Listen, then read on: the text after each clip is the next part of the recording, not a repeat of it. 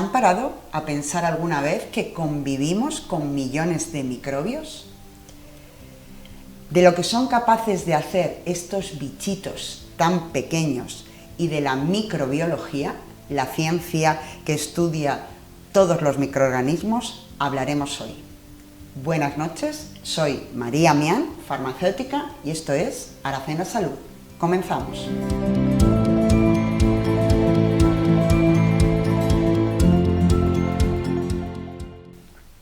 Buenas tardes de nuevo.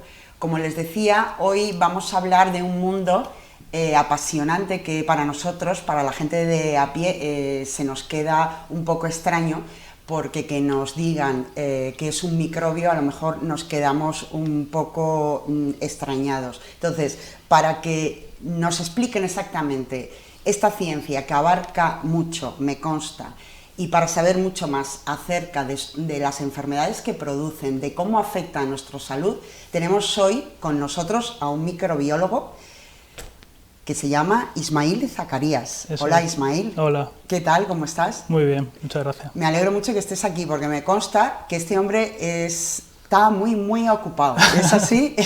Bueno, un poquillo, sí. Sí, ¿no? Hemos tenido que posponer la entrevista varias veces. Tu trabajo es apasionante. Y cuéntame, lo primero, ¿tú de dónde vienes? Porque tú no eres de aquí. No, bueno, yo nací en Sevilla. Ah, o sea que eres sevillano. Soy sevillano, sí. Vale. Lo que pasa es que es verdad que tengo ascendencia palestina, mi padre es palestino, y de ahí mi nombre, ¿vale? Y nada, estudié farmacia en la Universidad de Sevilla. Ah, pues no lo sabía, somos colegas. Sí, efectivamente. Vale. Lo que pasa es que luego hice el FIR, hice la Vale. formación especialista y me formé, hice la especialidad de microbiología en el Hospital de Valme de Sevilla.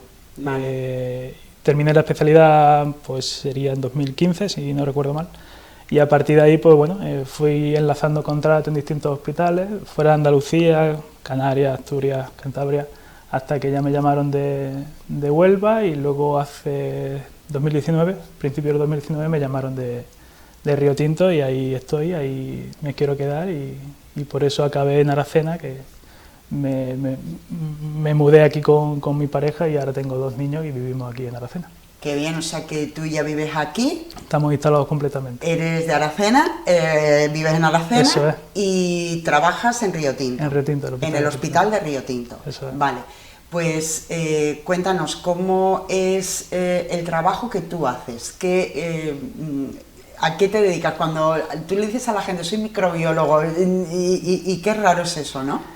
Sí, es cierto que cuando digo aquí en la comarca que soy microbiólogo aquí en la sierra, me dicen que si trabajo en la mina o trabajo en el Río Tinto y tal, si me dedico, claro, digamos, a ese nivel, ¿no? de las investigaciones que hay en el Río Tinto. Pero yo soy microbiólogo clínico. Microbiología clínica, pues básicamente es el diagnóstico de las enfermedades infecciosas. Claro, porque ¿no? Microbiólogos, en realidad los microorganismos están por todas partes, nos rodean, en nuestras manos, en los muebles, en el aire. Entonces, imagino que habrá diferentes especialidades dentro de la microbiología. Claro, la nuestra, la que yo me dedico es la clínica, todo, digamos, buscar, digamos, el microorganismo causante de una infección a nivel en los humanos, ¿no? En los seres humanos, ¿no? Hay otras ramas dentro de la microbiología que pues más experimental o más ambiental, más a otros niveles, ¿no? Incluso animal, pero la nuestra, que es clínica, al fin y al cabo, es trabajar en hospitales buscando y analizando las muestras para buscar el agente etiológico del que está produciendo en un momento dado una infección en un paciente, ¿no? Vale, o sea que tú trabajas, digamos, con muestras todos los días de pacientes que vienen con una infección que no sabemos cuál. Eso es, bueno, hay una sospecha clínica, evidentemente, claro, por el médico. Síntomas, trayectoria, lo que sea. Exacto, entonces a raíz de ahí, pues bueno, para confirmar o descartar, muchas veces más por descarte que por confirmar, pues se envía una muestra al laboratorio de microbiología, y ahí se procesa y se busca de diferentes formas, pues si se está produciendo o no, o básicamente si se puede aislar el agente etiológico. Por regla general, lo que se busca principalmente son bacterias, ¿no? Que son las que principalmente producen infecciones, pero... Eso te iba a preguntar, porque lo de los microorganismos, que es lo mismo que microbios, ¿no? Dicho coloquialmente, ¿lo podemos coloquialmente decir? Sí, es verdad que a los microbiólogos no nos gusta mucho decir microbios. Que suena como un poco feo. ¿En qué bichitos son?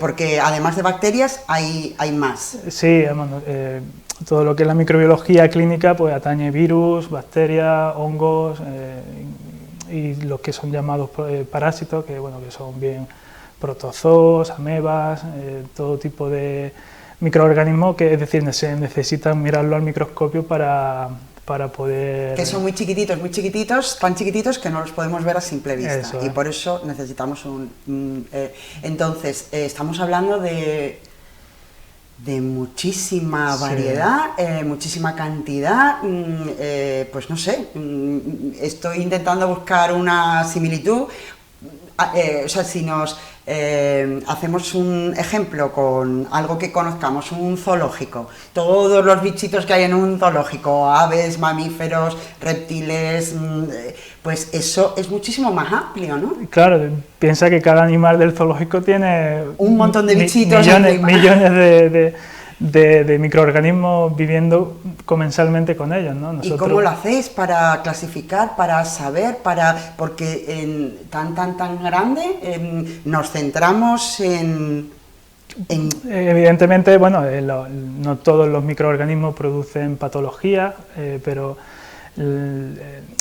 digamos que existe, digamos, unos microorganismos principales que producen infecciones, y de forma protocolizada y sobre todo mediante diferentes técnicas diagnósticas pues se va, digamos, acotando hasta alcanzar y conseguir dar con ese microorganismo, ¿no? Claro, porque tú has dicho una cosa importante, hay muchísimos microorganismos, hay muchos que no son malos, digamos, incluso los hay buenos que están en nuestro organismo, nos ayudan a 1000 cosas, a hacer la digestión, a lo que sea, son necesarios para nuestra vida. Entonces vosotros os centráis, ya vamos acortando, vosotros centráis en los malos, en los patógenos, y ahí vais averiguando cuál es el causante de la enfermedad. Eso, hay unos que son patógenos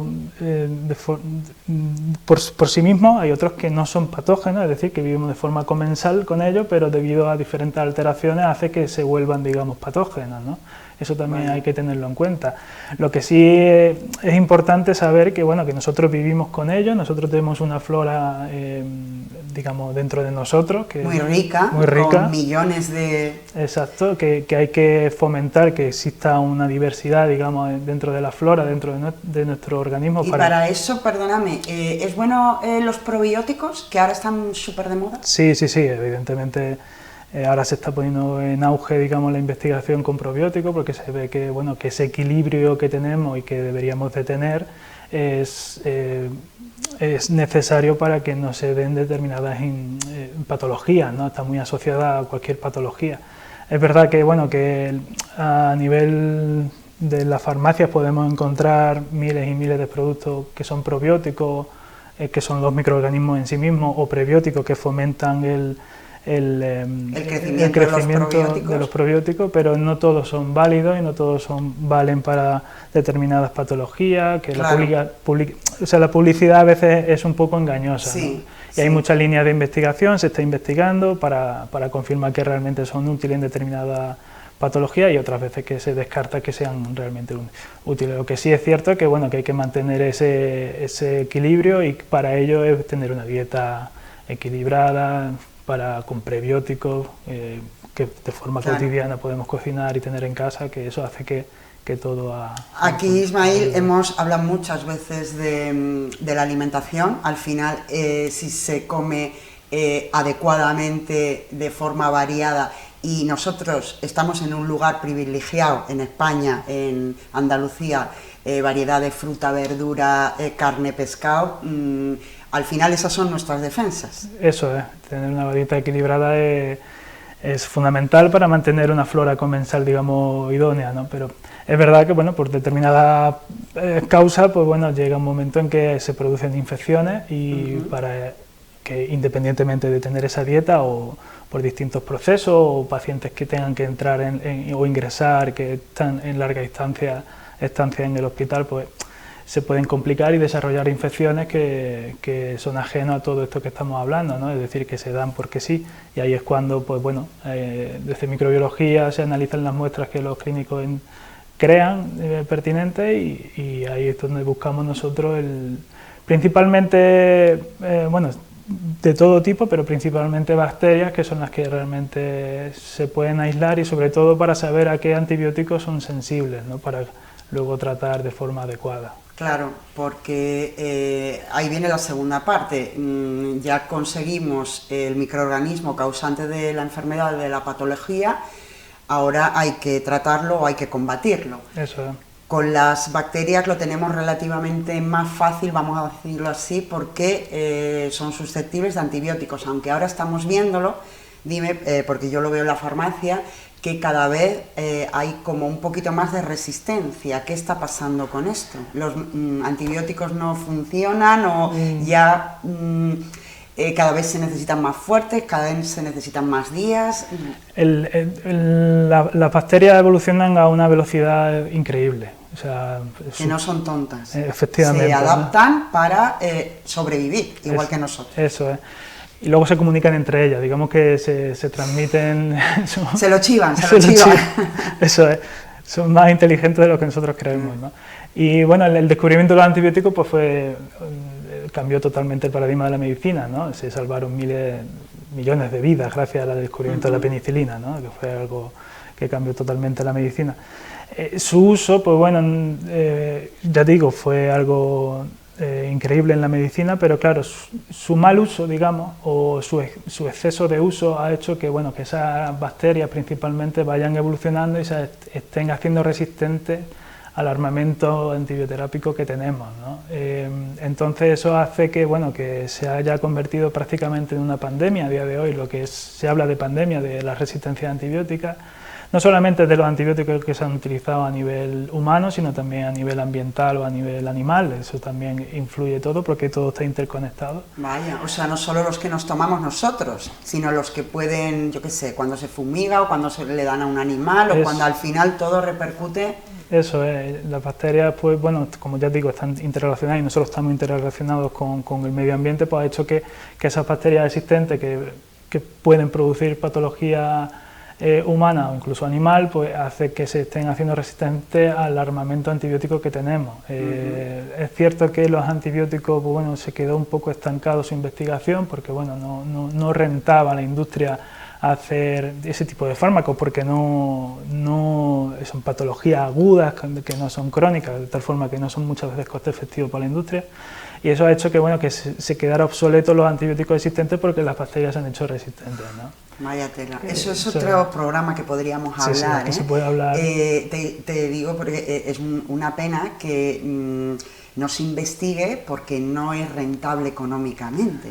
Eso es, no es, a ver, esto forma parte del sistema que tenemos, la relación es así. No tenemos...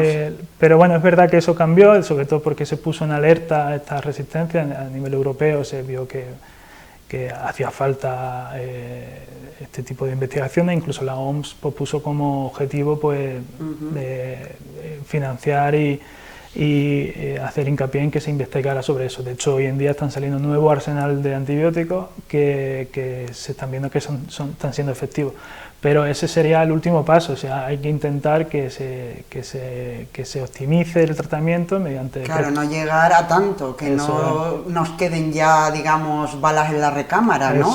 Acabar con la infección antes. Eso es. Entonces, ¿qué ocurre, Ismael? ¿Por qué? O sea, porque yo entiendo, ya hace muchos años que en la farmacia no vendemos antibióticos sin receta. Entonces, por la gente me voy a incluir, no nos tomamos bien los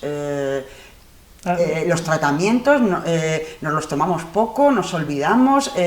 ¿Por qué ocurre esto? Porque entiendo que un médico lo prescribe cuando es necesario. Exacto, y existía la creencia de que, bueno, cuando por ejemplo un resfriado banal, que se sabe perfectamente que es vírico... Es vírico, que los antibióticos no hacen nada a los virus. Eso es. Entonces, Pues bueno, se hizo un mal uso, no solamente a nivel del usuario, del paciente, sino también incluso en las prescripciones, ¿no? Entonces, bueno, una de las medidas que se puso fue restringir ese tipo de tratamiento coadyuvante de un resfriado, porque no sirve para nada, ¿para qué vamos a estar...? Se protocolizó, se hace divulgación, se insiste en que los tratamientos antibióticos hay que ponerlo cuando son estrictamente necesarios, y ya no solamente incluso fomentar ese uso, sino también que las investigaciones están viendo que no es necesario hacer tratamientos tan largos como se hacían antiguamente, ¿no? Antiguamente igual para una faringitis se ponía, una neumonía se ponían 14 días o incluso 21 días, y ahora pues, tratamientos más cortos son igual de efectivos. Todo eso ayuda a que, bueno, que no se seleccionen, digamos, bacterias multiresistentes y prevalezcan por encima de las que no son resistentes.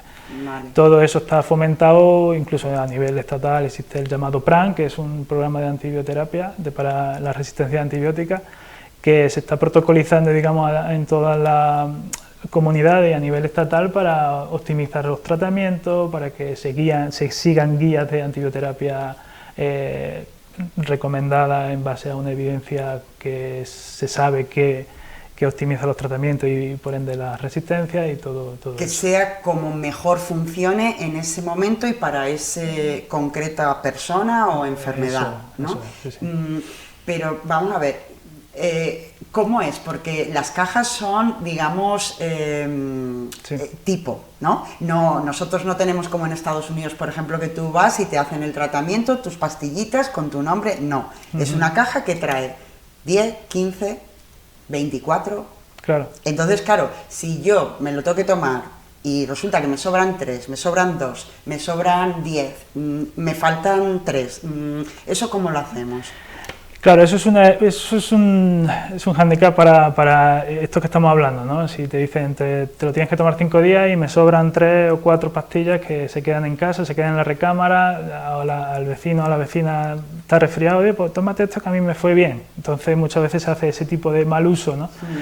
Hay que hacer hincapié en que se termine, o sea, que se cumpla a rajatabla el tratamiento que se ha prescrito, es decir, son 5 días, pues que se haga, y que lo sobrante mandarlo al punto sigre de la farmacia, que ahí, digamos, se reciclan o van todos los medicamentos que ya se les puede dar otro uso o para que no estén... Eso es, sobre todo porque los antibióticos tienen un impacto ambiental, como he dicho, si tiras antibióticos a la basura, pues las bacterias ambientales... Eso puede llegar al agua, puede llegar a los residuos, eso... Se exponen a ese antibiótico de tal forma que se pueden adquirir resistencia. Claro, hay que tener mucho cuidado, claro.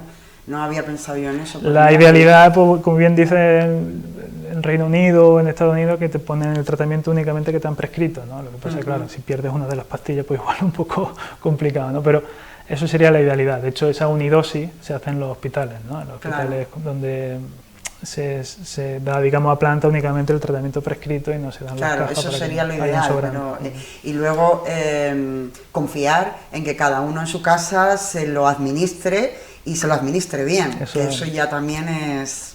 Para eso es muy importante la oficina de farmacia, la atención farmacéutica que hacéis vosotros, y que fomentar al paciente de que se... Informar, estar un poquito encima.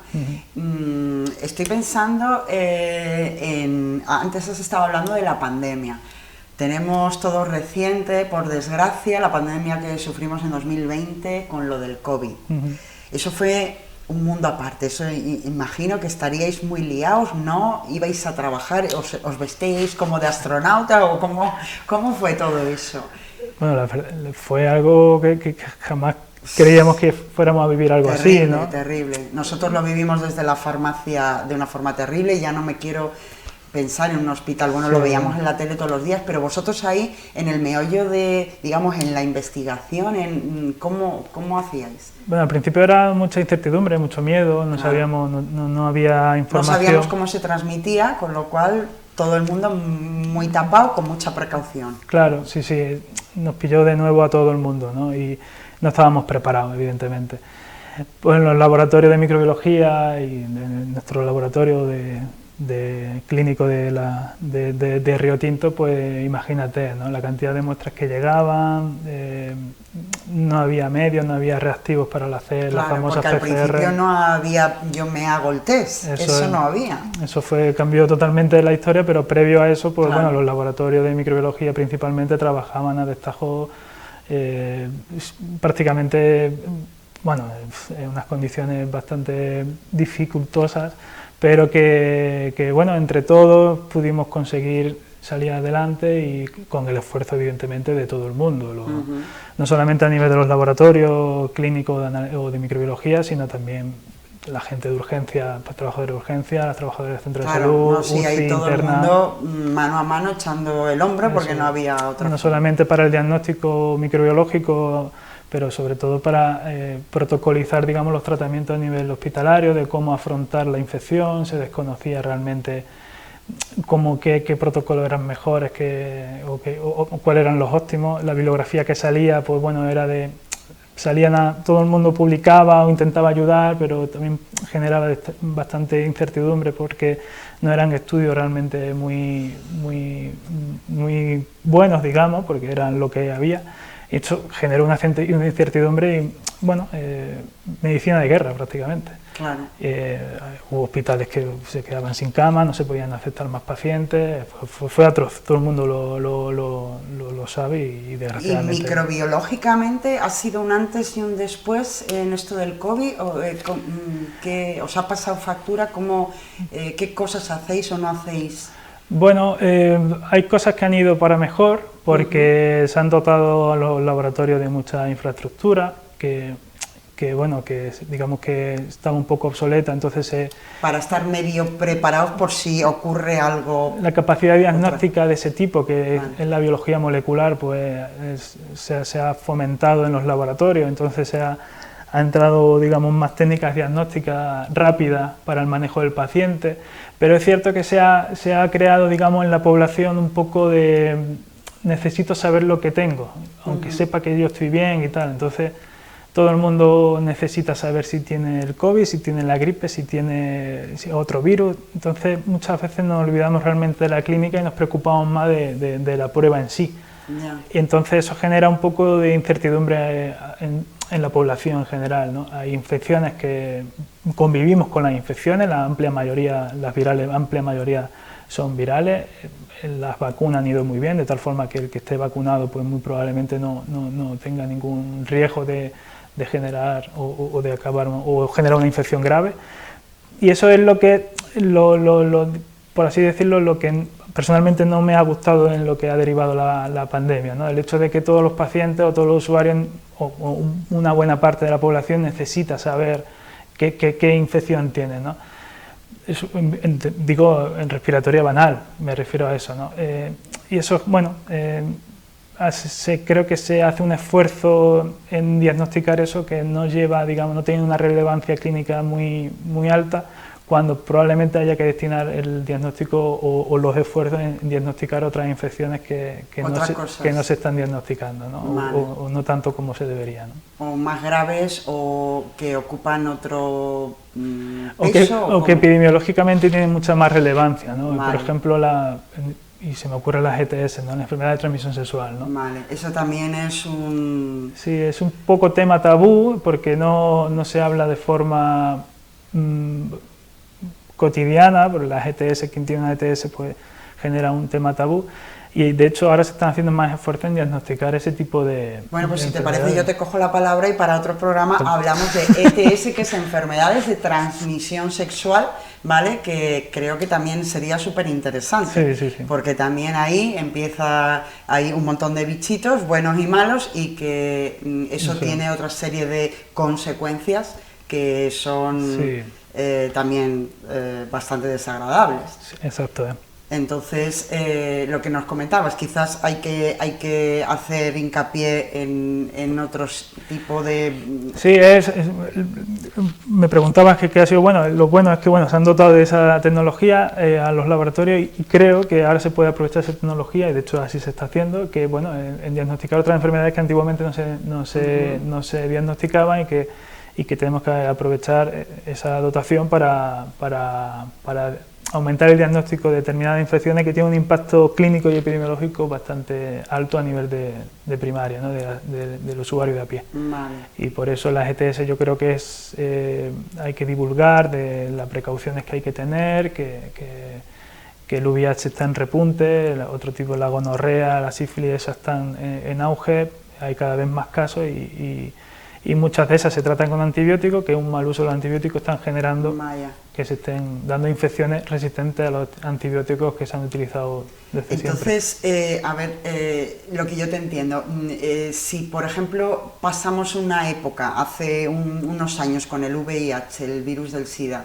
en la que hubo un gran repunte, se fomentó el uso de preservativo, se fomentó el uso de medidas higiénico-sanitarias para evitar al máximo las transmisiones, se, digamos, consiguió retener un poco, y ahora que estábamos medio bien, nos hemos olvidado otra vez, nos hemos relajado y ahora vuelven otra vez a haber repunte de determinadas enfermedades sexuales. Eso es.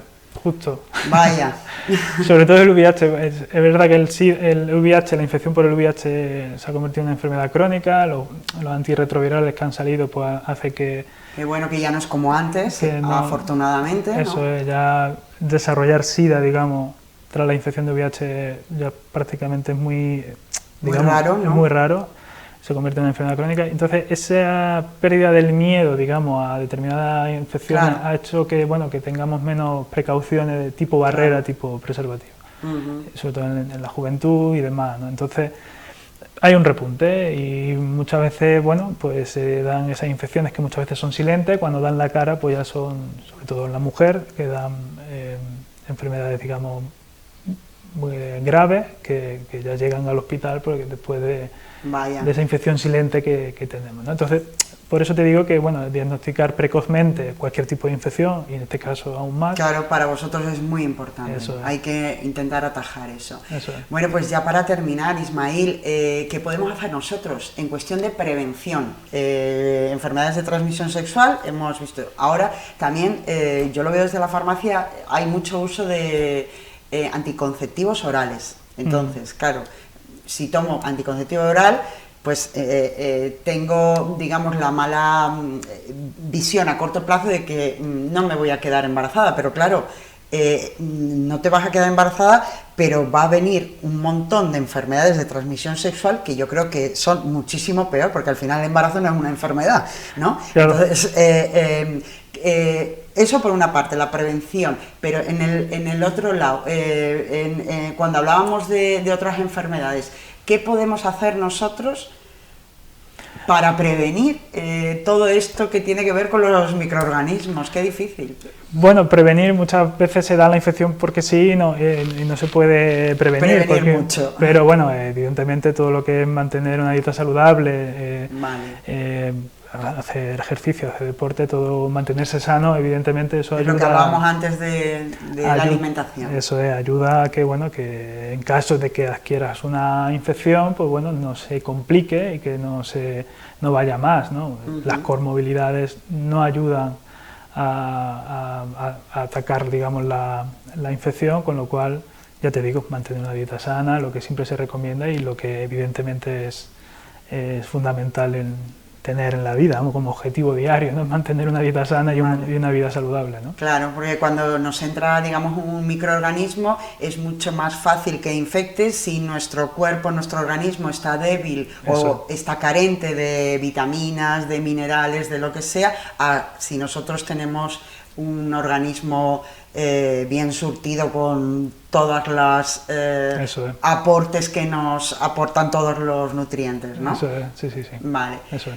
Pues nada, yo no sé si tú quieres decir algo que se nos haya quedado atrás, algo importante que tú creas de tu trabajo, de el medio ambiente, es que hemos visto que abarca mucho esto de la microbiología, ¿eh? Es que claro, nosotros vemos un pequeño mundo dentro de algo muy global, que nosotros tenemos una relación con el medio ambiente y se ve que todo influye en la salud humana, entonces eso hay que tenerlo en cuenta siempre, ¿no? Y nosotros, en el planeta en el que vivimos, tenemos que cuidarlo y tenemos que fomentar, digamos, vivir en equilibrio con la naturaleza, porque al fin y al cabo ya se vio, por ejemplo, cuando la pandemia, que destruir la naturaleza hace que podamos tener, como mínimo, pandemias que nos da la vuelta a la vida de la noche a la mañana, ¿no? Pues fíjate lo que son capaces de hacer estos bichitos tan pequeños, ¿eh? Fíjate. Bueno, pues nada, Ismail, muchísimas gracias por tu tiempo, por estar aquí. Te tomo la palabra, a ver si hacemos un programa en el instituto, en algún sitio de transmisión sexual. Vale. Y nada, espero que nos veamos pronto. Muy bien, muchas gracias. Un placer. Hasta luego.